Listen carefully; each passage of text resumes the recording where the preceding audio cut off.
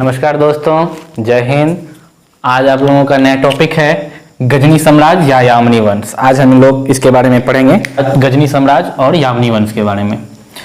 तो आइए हम लोग समझते हैं गजनी साम्राज्य क्या है, यामनी वंश क्या है, इसके बारे में हम लोग समझते हैं। नेक्स्ट क्लास में हम लोग पढ़े थे अरबों का आक्रमण, उसके बाद इस्लामिक धर्म, ये सब पढ़ चुके थे। तो हम लोग पढ़े थे अरब देश से जो मुस्लिम शासक जो है आक्रमण करना जो स्टार्ट किए, तो सिंध देश में किए, जिस समय वहाँ का जो है राजा जो थे, राजा दाहिर थे, जो चच का पुत्र थे। इसके सब चीज़ हम लोग पढ़ चुके थे। हम लोग अब नेक्स्ट पढ़ेंगे आज गजनी साम्राज्य के बारे में। यहाँ हम लोग जानेंगे मोहम्मद गजनवी के बारे में, जो एक बहुत प्रतापी शासक के रूप में उभरे और हमारे भारत में जो है वो लगभग 17 बार आक्रमण किए। चलिए आज हम लोग पढ़ेंगे गजनी साम्राज्य में। आइए देखते हैं गजनी साम्राज्य क्या है। गजनी साम्राज्य या यामनी वंश, ये गजनी साम्राज्य जो है ये इसका संस्थापक अल्तगीन थे। कौन थे? अल्तगीन थे। अल्तगीन नामक एक शासक थे जो गजनी साम्राज्य का संस्थापक किए थे। उसके बाद ये साम्राज्य का नाम गजनी इसलिए पड़ा क्योंकि राजधानी जो है इसकी गजनी ही थी। कहाँ थी? गजनी थी। राजधानी गजनी होने के कारण जो है इसे हम लोग गजनी साम्राज्य के नाम से जानते हैं और इस साम्राज्य का नाम गजनी पड़ा। सुबुक्तगीन जो था वो अल्तगीन का दास था। अल्तगीन के बाद जो है नेक्स्ट शासक जो आए गजनी साम्राज्य में वो थे सुबुक्तगीन। सुबुक्तगीन जो है ये अल्तगीन का क्या था? दास था। और दास ही नहीं था, वो जो है उनका दामाद भी था। यानी अल्तगीन के पुत्री के साथ जो है सुबुक्तगीन का क्या हुआ था? विवाह। यह 977 ईस्वी में गजनी का शासक बना। आइए इसके बारे में हम लोग जानते हैं कि ये जो है सुबुक्तगीन एक ऐसा शासक था जो भारत पर आक्रमण करने वाला पहला तुर्क मुसलमान थे। ये जो थे सुबुक्तगीन, ये भारत पर आक्रमण करने वाला पहला तुर्क शासक थे। यानी कि तुर्की से इन्होंने आकर के हमारे भारत में क्या किया? आक्रमण किया। ये आक्रमण जब कर रहे थे तो कहां स्टार्ट किया? सबसे पहला आक्रमण तो पंजाब के क्षेत्र में आक्रमण किए, यानी पंजाब के विरुद्ध में आक्रमण किया, जहां का शासक कौन था? जयपाल थे। ये जयपाल जो थे तभी वहां के शासक थे। इस जयपाल के बारे में भी हम लोग पढ़ेंगे। ये अजीब किस्म के इसके साथ हादसा होती है, तो हम लोग आगे इसके बारे में पढ़ेंगे भी। अब आते हैं मोहम्मद गजनवी। देखिए सुबुक्तगीन के 2 पुत्र थे। सुबुक्तगीन के कितने पुत्र थे? 2 पुत्र थे। पहला थे इस्माइल, दूसरा थे मोहम्मद गजनवी। तो मोहम्मद गजनवी जो है ये जब इनके पिताजी सुबुक्तगीन शासन में थे तब मोहम्मद गजनवी को जो है खुरासन का शासन दिया गया था। ये खुरासन क्षेत्र में शासन कर रहे थे मोहम्मद गजनवी। लेकिन जब सुबुक्तगीन की मृत्यु हो गई, सुबुक्तगीन के बाद जो है गजनी का जो शासन जो है इस्माइल के हाथ में आया, तो इस्माइल जो है बहुत खास या योग्यता उसके अंदर में उतनी नहीं थी, जिसके कारण जो है मोहम्मद गजनवी ने क्या करता है? उस पर आक्रमण करके यानी कि इस्माइल को क्या कर लेते हैं? बंदी बना लेते हैं। मोहम्मद गजनवी जो है इस्माइल को जो है बंदी बना करके गजनी का शासक बन जाते हैं। गजनी का क्या बन जाते हैं? शासक बन जाते हैं। तो इसमें वही है, सुबुक्तगीन का पुत्र गजनवी पिता के मृत्यु के बाद अपने भाई इस्माइल को बंदी बनाकर गजनी का शासक बना। उससे पूर्व वो जो है खुरासन क्षेत्र का क्या थे? शासक थे। ये हम लोग पढ़ चुके अभी। अब आगे बढ़ते हैं हम लोग। खलीफा। अब देखिए ये जो गजनवी थे ये तो शासक तो बन गए, शासक के साथ साथ जो है वहां शासन करने के समय जो है वहां जो है खलीफा से आज्ञा लेना पड़ता था। खलीफा से आज्ञा लेना पड़ता था। खलीफा से जो है क्या कहते हैं, खलीफा अगर आज्ञा नहीं देता है तो वो गैर मुसलमान कहलाएंगे, यानी कि मुस्लिम नहीं कहलाएंगे और उसका शासन जो है वो उतनी अच्छा से नहीं चलेगी। तो ये गजनवी जो है ये अपने खलीफा अलकादिर विल्लास के पास गए और उससे आज्ञा मांगा। तो उन्होंने इसे 2 उपाधियां दी। क्या दी? 2 उपाधियां दी। 2 उपाधियां क्या क्या दी? हम लोग पढ़ते हैं अभी। 2 उपाधियां दी। पहला उपाधि दी यामीन उद दाला। यामीन उद दाला, ये जो है ना, इसका मतलब होता है, यामीन उद दाला का मतलब होता है साम्राज्य का दाहिना हाथ, राइट हैंड, साम्राज्य का दाहिना हाथ। उसके बाद दूसरा उपाधि इन्होंने दिया यामीन उल मिल्लात, यानी कि मुसलमानों का संरक्षक। ये उपाधि जो है गजनवी को जो है किसने दिया? तो वहां के जो खलीफा थे अल कादिर बिल्लाह, इन्होंने इसे उपाधियां दी। उसके बाद गजनी जो है एक और उपाधि धारण किया। एक और उपाधि क्या धारण किया कि गजनवी प्रथम शासक था जिसने सुल्तान की उपाधि धारण की। गजनवी जो है वो पहला शासक था जिसने सुल्तान की उपाधि को धारण किया। और उसके बाद जो है धीरे धीरे हमारे बहुत सारे शासक जो है सुल्तान की उपाधि धारण करते हैं। आइए यहां पढ़ते हैं हम लोग। सर हेनरी इलियट के अनुसार गजनवी ने भारत पर 17 बार आक्रमण किया। कितने बार आक्रमण किया? तो 17 बार आक्रमण किया। ये सर हेनरी इलियट जो है एक इतिहासकार थे, जिसके अनुसार इन्होंने लिखा है कि 17 बार जो है गजनवी जो है भारत पे क्या करते हैं? आक्रमण करते हैं। और इसका उद्देश्य क्या था, इसके बारे में हम लोग जानते हैं। उद्देश्य क्या था इसका? देखिए, कोई भी किसी भी देश पर आक्रमण करता है, उसका कुछ उद्देश्य होता है। बिना उद्देश्य का कोई जो है किसी देश पर आक्रमण नहीं करेगा। कुछ उद्देश्य था। तो उद्देश्य क्या था इसका? तो इसका उद्देश्य था धन लूटना। इसका उद्देश्य था धन लूटना और मध्य एशिया में अपना शासन व्यवस्था को मजबूत करना। ये इसका उद्देश्य था।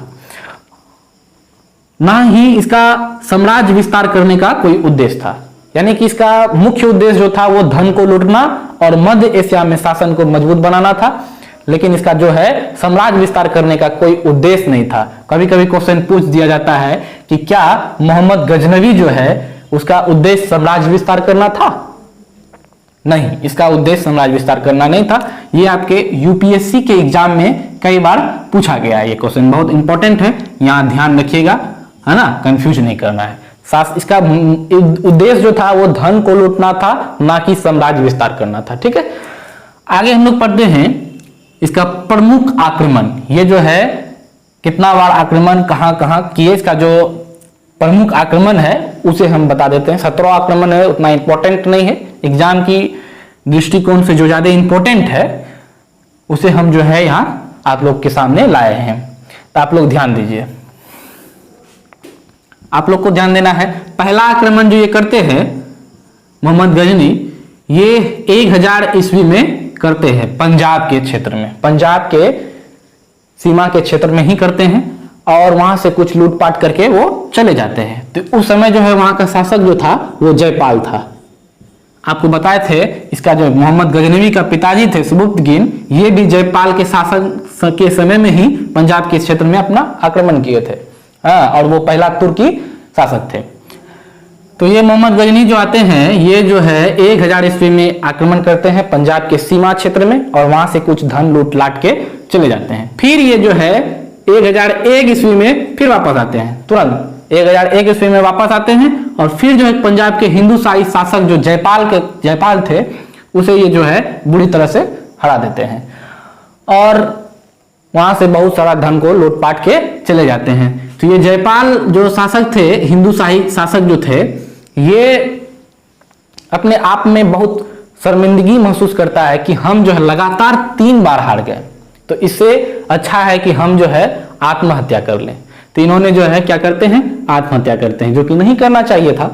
इनको करना क्या चाहिए था कि अपनी शासन व्यवस्था को मजबूत करके, सैन्य व्यवस्था को मजबूत करके, रणनीति को अपना करके मोहम्मद गजनवी से युद्ध करें। लेकिन इन्होंने ऐसा नहीं किया क्योंकि ये लगातार 3 बार हार चुके थे। इसका मेंटलिटी ऐसा हुआ कि हम लगातार हार रहे हैं, तो इससे अच्छा है कि हम राजा का बनने का कोई फायदा नहीं है, हम जो है आत्मदाह कर दें। तो ये जो है आत्महत्या कर लेते हैं। उसके बाद देखिए ये छठा आक्रमण करते हैं, जो मोहम्मद गजनवी छठा आक्रमण करते हैं। कब करते हैं? तो 1008 ईस्वी में। 1008 ईस्वी से 1009 ईस्वी के बीच में जो है आक्रमण करते हैं।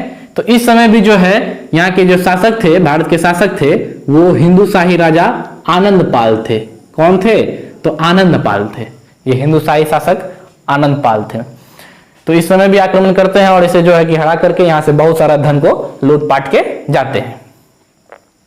उसके बाद आते हैं 12वां आक्रमण। इसका 12वां आक्रमण जो है 1018 ईस्वी में किया, 1018 से 19 के बीच में करता है। ये जो है मथुरा क्षेत्र, मथुरा के कन्नौज क्षेत्र में करते हैं, जहां जो है प्रतिहार राजवंश का जो है शासन चलता है। उसके बाद आते हैं ये 13वां आक्रमण। इसका 13वां आक्रमण जो है ये 1019 से 20 के बीच में करते हैं और ये जो है चंदेल राजा विद्याधर के समय में करते हैं। तो यहां बहुत खूबसूरत बातें आपको सीखने को मिलेगा कि राजा विद्याधर जो थे ये एक ऐसा शासक थे, एक ऐसा अपना भारत के शासक थे जिन्होंने इसका सफल विरोध किया, यानी गजनवी को जीतने नहीं दिया। इस आक्रमण में गजनवी को जो है सफल होने नहीं दिया। ये सफल विरोध करते हैं इसका और जो है गजनवी यहां से वापस लौटते हैं। फिर ये जो है 16वां आक्रमण करते हैं। 16वां आक्रमण जो करते हैं ये 1025 ईस्वी में करते हैं और ये जो बहुत ज्यादा इंपॉर्टेंट, एग्जाम की दृष्टिकोण से बहुत ज्यादा इंपॉर्टेंट है। ये क्या है कि 1025 ईस्वी में जो आक्रमण करते हैं ना, ये आक्रमण सोमनाथ मंदिर पर करते हैं। सोमनाथ मंदिर को, सोमनाथ मंदिर पर आक्रमण करते हैं। जिस समय यहाँ का जो राजा थे, कौन थे? तो ये थे भीमदेव, जो गुजरात के सौराष्ट्र क्षेत्र में पड़ते हैं। सोमनाथ मंदिर एक जो है शंकर भगवान का मंदिर है, जिस पर आक्रमण करते हैं मोहम्मद गजनवी। कब? तो 16वां आक्रमण करते हैं। बहुत जगह आपको मिलेगा कि यही लास्ट आक्रमण था इसका, तो ये नहीं था, इसका लास्ट आक्रमण नहीं है। इसका और एक आक्रमण थे, 17 बार आक्रमण किए हैं। तो ये जो 1025 ईस्वी में सोमनाथ मंदिर पर आक्रमण किए, तो कहा जाता है कि ये सोमनाथ मंदिर से इतना धन की प्राप्ति हुई, इसे इतना धन को लूटा, सोमनाथ मंदिर को इतना लूटा कि इससे पहले जो ये 15 बार जो आक्रमण करके आए थे, ये 15 बार जो लूटने आए थे, उतना धन उसको नहीं मिला था जितना उसको एक बार में मिल गया 16वां आक्रमण में। ये बहुत इंपॉर्टेंट पॉइंट है, आप लोग नोट कर लीजिएगा, इसे बहुत इंपॉर्टेंट पॉइंट है। 1025 ईस्वी में ये जो है सोमनाथ मंदिर पर आक्रमण करते हैं, जिससे बहुत सारा धन, सोना, चांदी, हीरा, मोती, जवाहरात सबको जो है लूट लेते हैं। उसके बाद ये जो लूट के, जब मोहम्मद गजनवी का एक सिद्धांत था कि वो जब भी आक्रमण करते थे, लूटपाट करते थे, तो लूट करके जो है ना आते थे बहुत मतलब ई से, और लेकिन जाने के समय में क्या था कि ये एक ही बात माइंड में रखता था कि जाने के समय में हमको जो है जल्दी चले जाना है, कहीं जो है रुकना नहीं है, क्योंकि जाने के समय में ये बहुत सारा धन, सोना, चांदी ये सब ले जाते थे। तो ये नहीं चाहते थे कि इसे जो है रास्ते में किसी से युद्ध करना पड़े और जो है सोना चांदी इसका जो है इधर उधर हो जाए। तो लेकिन ये 16वां आक्रमण में कुछ ऐसा ही होता है। क्या होता है कि जब ये सोमनाथ मंदिर को लूट करके जाते हैं, तो रास्ते में जो है ना जाट लोग वो जो है इनको घेर लेते हैं, वो इनसे युद्ध करते हैं और युद्ध करके जो है इनसे कुछ सोना चांदी, कुछ धन छीन लेते हैं। तो हालांकि ये तो चले जाते हैं, मोहम्मद गजनवी वापस लौट जाते हैं, लेकिन जाने के बाद ये फिर एक रणनीति बनाने लगते हैं कि ये जाट लोगों को जो है सबक कैसे सिखाया जाए। तो ये 17वां बार जो लास्ट बार आता है आक्रमण करने, 1027 ईस्वी में ये जाट शासक के विरुद्ध आक्रमण करते हैं और यहाँ से भी जो जितना भी बाकी धन, सोना चांदी इन्होंने लूटे थे, उनको फिर से लूट के ये जो है चले जाते हैं। और यही इसका क्या होता है? अंतिम आक्रमण होता है। किनका? मोहम्मद गजनवी का। तो ये जो है 27 वर्ष तक लगातार भारत पर आक्रमण करते हैं, लूटने के लिए भारत को लूटते हैं। लेकिन ये जो है बस इतना बार जो पूरा जिंदगी जो है धन लूटने में लगा दिए, लेकिन ये जो है यहाँ से मात्र 3 साल के बाद इनकी मृत्यु हो जाती है। मोहम्मद गजनवी की जो है वो मात्र 3 साल के बाद जो है मृत्यु हो जाती है। ये 1030 ईस्वी में मोहम्मद गजनवी की क्या हो जाती है? मृत्यु हो जाती है। मृत्यु क्यों होती है? तो इसके पीछे एक रीजन होता है कि ये जो है धन दौलत जितना लूट के ले गए थे, हीरा, सोना, चांदी, जवाहरात सब जितना भी लूट के रख गए थे, तो जहां रखते थे वहीं ये सोते थे, यानी कि अपना जो सोने का जगह था वहीं ये सभी धन को रखते थे। तो उसके संपर्क में रहते रहते, उसे देखते देखते जो है ये मोहम्मद गजनवी क्या हो जाते हैं, मेंटली डिस्टर्ब हो जाते हैं, यानी कि पागल हो जाते हैं, जिसके कारण ये इसकी क्या होती है, मृत्यु हो जाती है। यानी कि अपना पूरा जीवन लूटने में लगा दिया लेकिन भोग नहीं पाया और इसकी मृत्यु 1030 ईस्वी में हो जाती है। इसका अन्य बिंदु के बारे में हम लोग चर्चा कर लेते हैं। लास्ट है इसका अन्य बिंदु के बारे में हम लोग चर्चा करेंगे अभी। देखिए अन्य बिंदु क्या है कि इसका जो मोहम्मद गजनवी का दरबारी इतिहासकार थे वो उतबी थे। कौन थे, कौन थे दोस्तों, उतबी थे।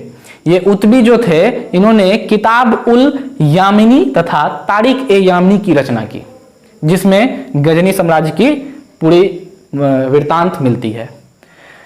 उसके बाद गजनवी के साथ 11वीं सदी में जो है अल-बुरूनी भारत आता है। गजनी के साथ जो है बहुत सारे इतिहासकार भारत आए हैं, फिरदौसी ये सब आए थे। तो एक इतिहासकार अल-बुरूनी है जो बहुत इंपॉर्टेंट पॉइंट है, ये बहुत इंपॉर्टेंट पॉइंट है, यहाँ आप लोग ध्यान रखिएगा, है ना। ये गजनवी के साथ 11वीं सदी में भारत आते हैं। उसने किताब उल हिंद की रचना करते हैं, किताब उल हिंद की रचना करते हैं, है ना। और जो है जिससे तत्कालीन भारत की सामाजिक सांस्कृतिक की जानकारी मिलती है। ये किताब उल हिंद जो है, ये किताब उल हिंद जिसकी रचना जो है किसने करते हैं, अल-बुरूनी करते हैं। तो अल-बुरूनी जो है किताब उल हिंद में क्या क्या लिखे हैं, तो इससे हमको जो है जानकारी मिलती है भारत की सामाजिक सांस्कृतिक जानकारी, यानी कि भारत की सामाजिक और सांस्कृतिक जानकारी हमें यहाँ प्राप्त होती है। उसके बाद ये अल-बुरूनी जो थे एक ऐसा शासक थे जिन्होंने क्या किए थे, पुराणों का अध्ययन किए थे। सॉरी, अल-बुरूनी शासक नहीं थे, अल-बुरूनी इतिहासकार थे। तो ऐसा इतिहासकार थे जिन्होंने क्या किए थे, पुराणों का अध्ययन किए थे। अल-बुरूनी एक पहला मुसलमान थे जिन्होंने पुराणों का अध्ययन किया। उसके बाद जो है अरबी में लिखे तहकीक ए हिंद की अंग्रेजी अनुवाद सचाऊ नाम के एक व्यक्ति थे, लेखक थे, इन्होंने किया। ये अरबी में जो है लिखे तहकीक ए हिंद का जो रचना था इसको क्या किए, अंग्रेजी में अनुवाद किए, है ना। उसके बाद हिंदी में जो है इसी तहकीक ए हिंद का जो हिंदी में अनुवाद हुआ, तो वो हिंदी में अनुवाद करने वाला व्यक्ति थे रजनीकांत शर्मा। ये कौन थे, रजनीकांत शर्मा थे। तो हम लोग यहाँ तक पढ़ लिए थे। अब हम लोग आगे जाते हैं कि इसी का पॉइंट है, कुछ इधर है, इधर जगह नहीं था, इधर लिख दिए हैं, है ना। तो हम लोग यहाँ तक पढ़ लिए थे कि 11वीं सदी में जो है गजनवी के साथ कितना इतिहासकार भारत आए। अब एक इतिहासकार उसमें से है फिरदौसी। ये फिरदौसी जो है ये भी आए थे भारत। तो फिरदौसी जो है एक शाहनामा की रचना करते हैं, शाहनामा नामक एक ग्रंथ की रचना करते हैं फिरदौसी। इसके जिसे पूरब का होमर भी कहा जाता है। इसे क्या कहा जाता है, पूरब का होमर कहा जाता है। इसी समय जो है क्या होता है कि संस्कृत मुद्रा लेख के समय गजनवी ने चांदी के सिक्के जारी करते हैं, यानी कि सिक्के में जो है एक तरफ संस्कृत भाषा की लेख रहता था और दूसरी तरफ अरबी भाषा की, यानी कि संस्कृत मुद्रा लेख के समय गजनी ने चांदी के, और ये जो सिक्का होते थे वो चांदी के सिक्का होते थे। किसके सिक्के होते थे, तो चांदी के सिक्के होते थे। उसके बाद लास्ट में एक इतिहासकार आते हैं, एक इतिहासकार थे जिसका नाम था वेहाकी। वेहाकी जो है ये एक किताब की रचना करते हैं जो है तारिक ए सुबुतगिन।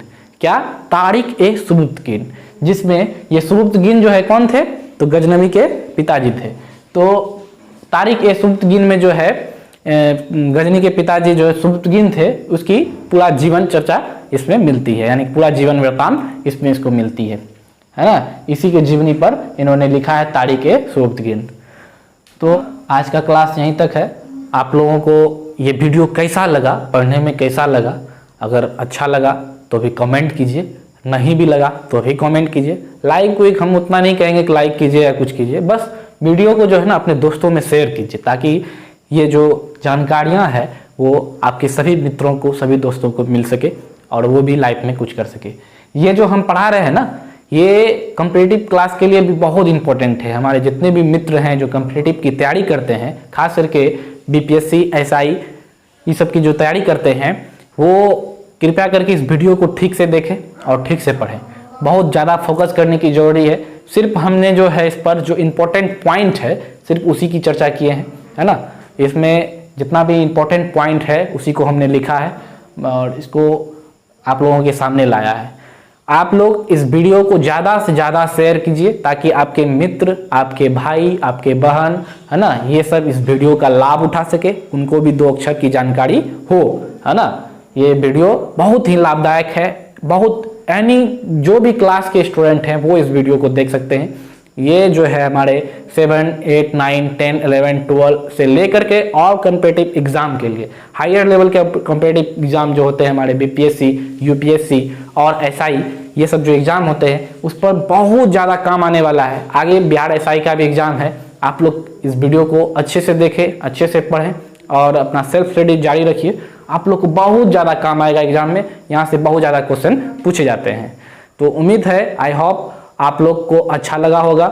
आप लोग जो है कृपया करके, आप लोगों को अगर अच्छा लगा या खराब लगा, जो भी लगा, कमेंट जरूर कीजिए ताकि हमें पता चलेगा और हमारी जो कमजोरियां हैं वो हम लोगों को पता चलेगा। तो हम लोग जो है नेक्स्ट क्लास में उसे सुधारने का प्रयास करेंगे। ठीक है। जय हिंद दोस्तों, जय हिंद, जय भारत।